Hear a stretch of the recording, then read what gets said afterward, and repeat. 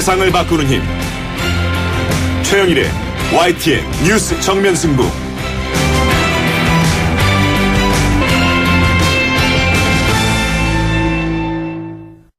YTN 뉴스 FM 뉴스 정면 승부 3부 시작합니다. 저출산 고령화 문제, 우리 사회가 당면한 큰 과제인데요.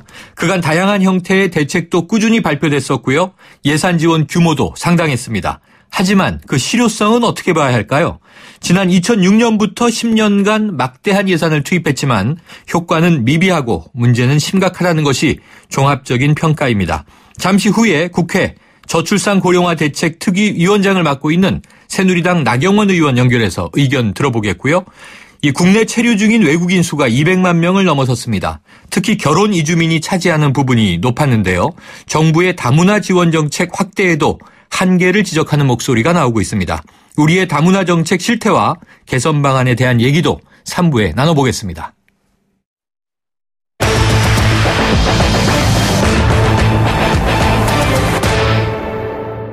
정면 인터뷰, 국회 저출산 고령화 대책 특위 위원장을 맡고 있는 새누리당 나경원 의원 연결해서 정부의 저출산 고령화 대책의 문제와 해법을 들어보겠습니다.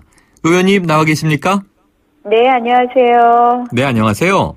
네. 지난 2006년부터요, 정부가 이 저출산 고령화 기본계획을 수립하고 여러 가지 대책을 내놨지 않습니까? 네, 예, 벌써 10년이 됐는데요. 네. 그동안 막대한 예산도 투입됐다고 하는데 전반적으로는 어떻게 평가하세요? 글쎄, 이제 정부가 그동안 110조를 썼다, 막 이런 이야기를 했는데요. 네. 저희가 그래서 예산을 좀 꼼꼼히 보니까, 이 전체적으로 좀 포장만 한 저출산 대책이 아니었느냐. 이제 조금 물론 일부 성과를 낸 부분도 있었지만, 네. 좀 부풀려진 저출산 대책이 아니었는가, 이렇게 생각을 해봅니다. 네. 자, 그동안 어떤 사업들에 어느 정도 예산이 쓰였는지 이것도 중요한 대목일 텐데요. 자, 의원님께서 1차, 2차 기본계획 예산을 분석한 내용을 보니까요. 이 템플스테이 사업이 저출산 대책이었다. 이렇게 이제 보도가 됐는데 이거 맞나요? 그러니까 이제 저출산 대책 사업에 들어가 있는 거는 맞고요. 네. 이제 이런 게 어떻게 해서 그렇게 되냐면, 실질적으로 이제 이게 정부가 뭘 한다 그러면, 네. 꼼꼼하게 새롭게 부처에서 이렇게 하나하나, 정책을 만들고 이러기보다는, 저출산 대책과 관련된 사업을 다 끌어모아서 덧셈하기에 바쁜 경우가 있습니다. 네. 새로운 사업을 만들기보다는. 그래서, 가족 여가 사업, 단위 여가 문화 지원 종교시설 활용해갖고 그런 식으로 다 끌어모았더라고요. 네. 그래서 좀 이게 아까 제가 포장만 한 네. 대책이라고 말씀드리는 것이 좀 연관성이 전부 떨어진다고 할 수는 없지만 네네. 또 연관성이 모두 있다고 보기 어려운 네. 그런 사업들, 또 부처가 평소 하고 싶었던 사업인데 저출산 대책이라는 포장을 이렇게 씌워서 집어넣은 사업도 있고 해서요. 참 네. 안타깝다. 이렇게 해서는 안 되겠다 하는 생각을 했습니다. 네. 아니 템플스테이 하면 그 자체로 참 좋은 사업이라는 생각은 드는데 이게 왜 저출산인가? 저도 이게 이상해서 기사를 꼼꼼하게 보니까요. 그 네. 이유가 미혼 남녀를 대상으로 건강한 만남과 결혼을 연결해 보겠다. 이런 취지로 나오는데 좀 너무 이게 억지춘향인 건 맞죠, 의원님? 그렇죠. 네. 그러니까 그거와 관련된 템플스테이 사업 중에서 그거와 관련된 사업을 따로 편성하는 것도 아니고 네. 기존의 템플스테이 사업을 글로 붙인다든지 이런 게 곳곳에 그런 식인 거예요. 네. 그래서 왜 이게 저출산 대책이냐 하면 잘 모르겠다고 하고 이런 식이죠. 네. 네. 자, 그 밖에 이 저출산 고령화 대책과 연계성이 좀 떨어지는 사업들, 의원님 보시기에는 어떤 것들이 있었습니까? 일일이 말씀드리기가 좀 그런데요. 많군요. 예컨대 CCTV를 다는 것도 저출산 대책에 넣는 경우도 있고, 외국인에 대한 인식 전환을 위한 대국민 교육 홍보 강화도 저출산 대책에 넣기도 하고, 곳곳에 너무 많습니다. 네. 그래서, 그러면은 반대로요. 네. 실질적으로 저출산 대책이다. 이렇게 볼 수 있는 사업은 좀 어느 정도 비중이었나요? 그러니까 이제 그것을 비중을 얼마 정도다 이렇게 말씀드리기는 어렵고요. 네네. 그래서 이제 하나하나 들여다보면, 그 사업들이 저출산 대책 사업으로 보기는 좀 어렵지 않냐 이렇게 말씀을 드리는 겁니다. 그래서 네. 이번에 이제 3차 기본 계획이 이제 작년 12월에 확정이 되고 네네. 이제 내일 모레 또 추가 보고도 있는 것으로 알고 있는데요. 이제 3차 기본 계획 세부 사업에서는 좀 그런 사업 한번 좀 빼버려라. 그래서 괜히 뭐 우리가 얼마 투자했다 하고 액수만 부풀리지 말고 네. 그런 사업을 좀 빼버리자 해보니까 그렇게 따져보면 3차 기본 계획에도 한 8개 사업은 좀 그렇게 되는 것 같더라고요. 네. 그러니까 일부만 저출산 관련인데 전체가 마치 저출산 관련 사업인 것처럼 하는 것. 그래서 그런 좀 거품을 걷어내야지 우리가 좀 정책에 대한 제대로 된 평가가 가능하지 않을까 이렇게 생각을 합니다. 네. 지금 말씀하신 대로 1차, 2차 때 좀 허수를 발견해 내셨으니까 3차에서는 좀 예산이 더 진정한 저출산에 초점이 맞춰질 수 있도록 하는 작업이 필요할 것 같은데요. 네. 자, 그럼 그동안 이 저출산 대책 예산에 왜 이렇게 좀 허수가 많았다고 보세요? 말씀드린 것처럼 이게 이제 저출산 대책이라는 게 뭐 하루아침에 성과가 나오는 게 아니잖아요. 네네. 그러다 보니까 그냥 오히려 덜 집중한 것 아닌가 저출산 대책에. 예, 그러니까 그냥 대강 뭐 저출산 대책에 얼마 썼다 이런 그냥 포장만 하다 보니까 정말 저출산 대책에 대한 시급성에 대한 인식, 네. 중요성에 대한 인식이 좀 떨어지지 않았나 이런 생각을 합니다. 그래서 이제 뭐 내년부터 생산 가능 인구가 줄어들기 시작하거든요. 네네. 그리고 올해 1월부터 5월까지의 출산율을 보면 아마 역대 최악의 출산율을 올해 기록하지 않을까 하는 이런 예상도 하고 있습니다. 네. 그래서 이제는 정말 국가 위기적인 상황이다. 그래서 우리가 그냥 말로만 하는 저출산 대책으로는 안 되겠다라는 위기의식을 분명히 해야 될 시점이라고 생각을 합니다. 네. 우리가 인구 절벽 이야기를 참 많이 해오고 있는데요. 이제는 네. 그것이 현실로 닥쳐오는 시기가 된 거군요.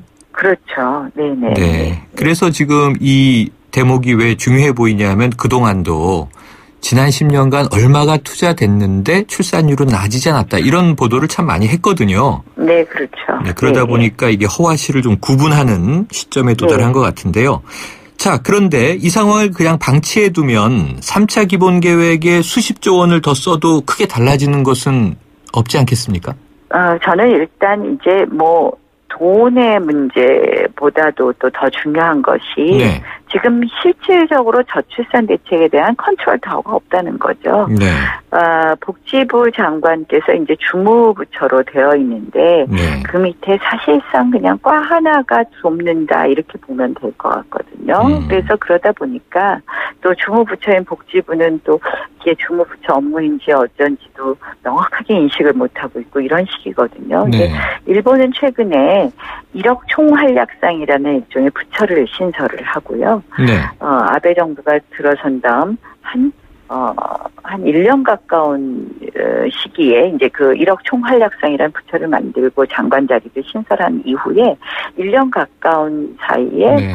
아베 총리가 직접 그 회의를 주도해서 한 8차례 이상 회의를 했다고 합니다. 그래서 저희도 이제는 좀 컨트롤 타워를 만들고 그 컨트롤 타워에서 좀 실질적인 정책을 짜고 집행할 수 있게 좀 해야 되지 않느냐. 그리고 그 컨트롤 타워에 힘을 실어줘야 되지 않느냐. 네. 그래서 좀 특위 차원에서는요. 이게 지금 기존의 방법으로 그냥 뭐 예산 얼마씩 했다고 배정했다고 해결할 수 있는 문제가 아니기 때문에 좀 네. 코페르니쿠스적인 발상의 전환이 필요하다. 그래서 네. 우리 정말 혁명적 접근을 하자. 네. 이렇게 해서 컨트롤 타워 설치하는 것부터 좀 거의 이제 의원님들 간의 컨센서스가 이루어졌습니다. 네. 그래서 저희가 이런 부분에 좀 결의문을 채택하고 정부에 촉구하려고 하고 있습니다. 지금 현재 보면 그 컨트롤 타워 역할을 할 수 있는 독립기구가요. 네. 대통령 직속으로 저출산 고령사회위원회가 꾸려져 있잖아요. 그러나 이제 그거는 컨트롤 타워를 하는 어떤 예산을 네. 배정하고 집행하고 이런 기구가 아니기 때문에. 자문기구죠? 예. 알겠습니다. 컨트롤 타워 말씀 지금 해주셨는데요. 자, 그러면은 또 워낙 당내 중진 의원이시니까 당내 현안 한 가지 여쭤보면요. 최근에 이 지금 우병우 수석, 이석수 특별감찰관 문제가 뜨거운 현안이 돼 있지 않습니까? 네. 의원님 어떻게 바라보세요? 뭐 이미 제가 한번 의견을 말씀을 드렸고요. 네네.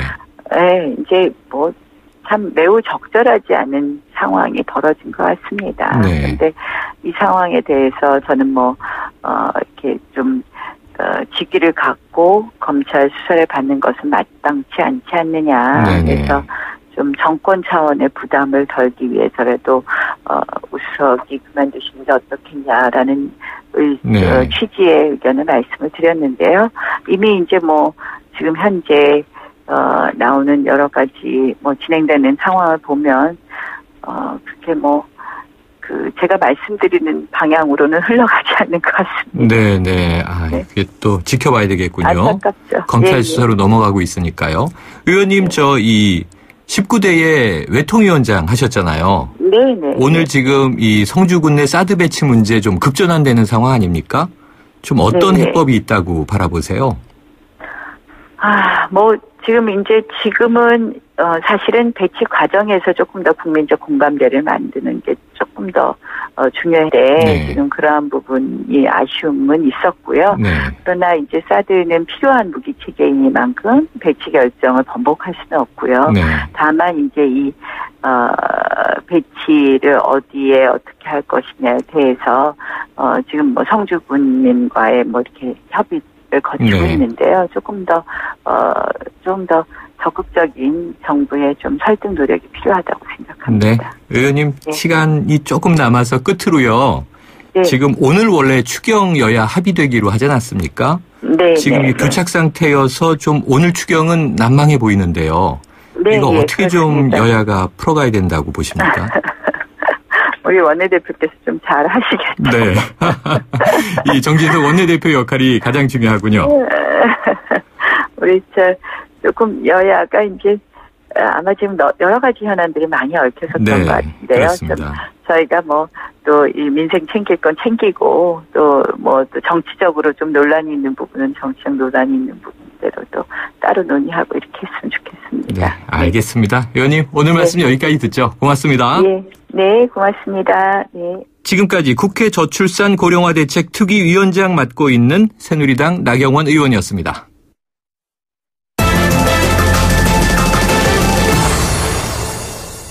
네, 국내에서 거주하고 있는 외국인 수가요 200만 명을 넘어섰습니다. 다문화 가정도 매년 늘고 있는데요. 이 자세한 이야기를 IOM 이민정책연구원 오정은 연구교육실장을 연결해서 들어보겠습니다. 실장님 안녕하세요. 네, 안녕하세요. 네, 이 법무부 통계 자료 보니까요. 지난 네. 6월 국내 체류 외국인 수가 200만 명을 넘었습니다. 자, 어떤 의미로 좀 설명해 주시겠어요? 네, 지금 체류 외국인 200만 명 돌파는 국내 인구의 한 3.9%가 외국인이라는 의미합니다. 네. 네, 우리 주변에서 외국인을 마주하는 게 더 이상 특별하지도 어떻게 특이하지도 않은 평범한 일상이 되었다는 아하. 그러한 뜻으로 해석될 수 있습니다. 네. 그래서 어떤 정확한 기준은 없지만 일반적으로 학계에서는 이민자 비율이 한 5%를 넘으면 다문화 사회에 진입했다고 하거든요. 네네. 네, 근데 외국인 인구가 한 3.9%다 하면은 이것은 지금 이 외국인 인구 중에 이민을 와서 한국 국적을 취득한 이민자를 배제한 그러한 숫자니까 네. 아마 귀한 이민자까지 포함하면 아하. 우리 사회도 이미 다문화 사회로 진입했다고 이렇게 해석될 수 있는 부분입니다. 그렇겠군요. 자, 그럼 이제 국내 체류하고 있는 외국인들 대개 좀 어떤 목적으로 들어오는 경우가 많나요? 처음에 많이 유입되기 시작하던 이제 1990년대에는 네. 외국인 노동자로서 그리고 결혼 이민자로서 어떤 목적이 이렇게 좀 분명하게 구분이 되고 있었어요. 네. 근데 최근에 우리나라에 오는 외국인들은 그리고 체류하는 사람들은 목적이 매우 다양합니다. 그래서 체류 외국인 유형이 다양해졌다고 하는데요. 학업을 목적으로 오는 경우도 있고 정말 단순 노무직에 종사하고자 하는 고임금을 찾아서 온 그러한 사람들도 있고요. 네. 또는 전문 인력으로서 자신의 역량을 발전시키기 위해서 온 사람, 또 국내에서 사업을 하기 위한 투자자, 뭐 여전히 국제 결혼을 통한 결혼 이민자도 있고요. 다양한 유형의 외국인들이 지금 다양한 목적으로 국내에 오고 있습니다. 네, 다문화 가정도 많이 늘고 있다. 제가 이렇게 이제 말씀을 서두에 드렸는데 그렇다면 이 결혼을 목적으로 들어오는 분들도 여전히 많은 거죠? 네, 여전히 결혼 이민자들도 있습니다. 근데 과거에 이제 90년대부터 결혼 이민자가 급격하게 증가했는데요. 네. 최근에는 급격한 증가에 있지는 않습니다. 네. 이제 국제 결혼을 통해서 여러 가지 또 안 좋은 이야기도 있었고 한국인 남편에 대한 어떤 환상도 이제는 조금은 이제 현실로 돌아왔고요. 하지만 여전히 다양한 목적으로 다양한 어떤 기회를 통해서 국제 결혼을 하게 되었고 그래서 한국으로 오는 이민자들이 있습니다. 네, 자 이런 변화를 거부할 수 없는 흐름이다 이렇게 봐야 할 것 같은데요. 지난 10년 동안 우리 사회가 이 다문화를 받아들이는 대목에서 좀 얼마나 성숙했나 자성을 해보면 실장님 이 대목을 어떻게 좀 평가하시겠습니까? 지난 10년간 많은 변화가 있었어요. 그래서 초기에는 다문화라는 이제 용어를 쓰는 것부터도 이제 생소했고, 그리고 외국과 어울려 산다는 것이 굉장히 좀 어떻게 해야 되는지 몰라서 이 다문화책이라는 것이 2000년대 중반부터 나오면서 또 그 정책 자체도 시행착오가 많았습니다. 그런데 최근에는 과거에 많이 지적되었던 상황들이 조금씩 시정되고 있는데요.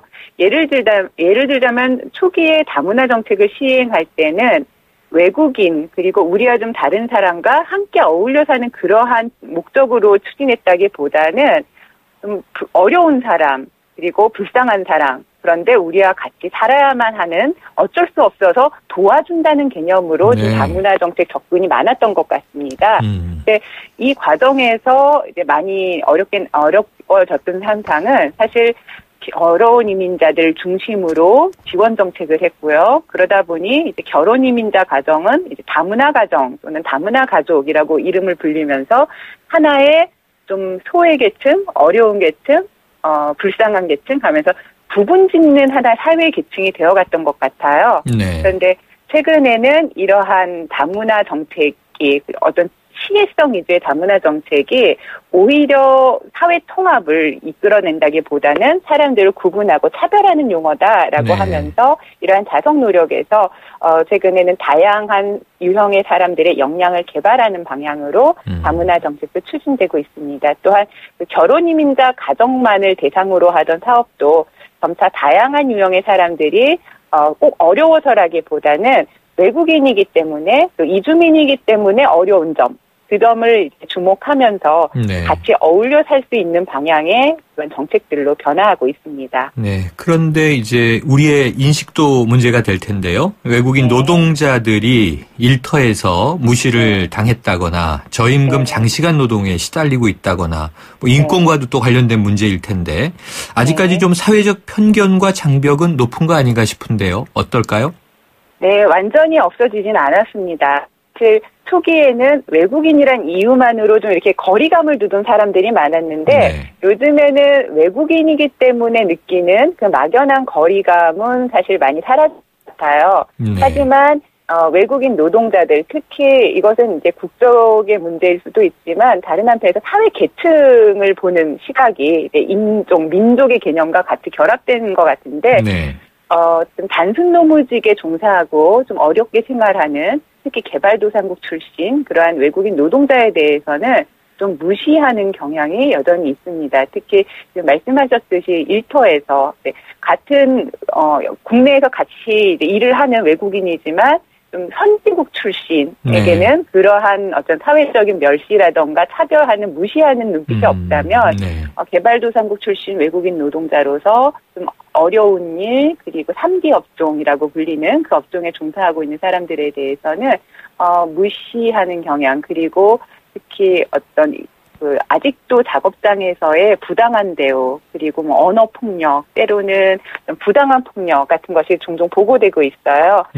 이렇다면은 사실 아직까지 이제 외국인에 대해서 우리 내국인과 같은 우리 동료라는 인식은 아직은 완벽하게 성숙하진 않았다.